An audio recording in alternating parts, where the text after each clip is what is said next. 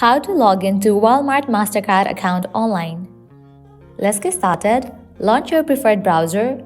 Now type in Walmart MasterCard login and search for it.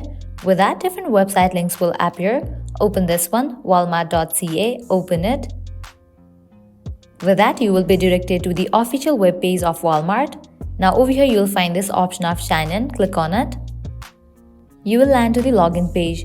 Now from here, you can easily log into your account. Firstly, type in your username and then type in your password. In the case you have forgotten your password or username, you can click on this option to recover it. Once you fill this, click on the option of sign in, and with that, you will be logged into your account.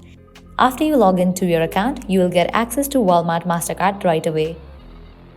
In the case you haven't registered for your account yet, you can click on this option and do that. So that's all for this video. This is how you can easily log into Walmart MasterCard account online.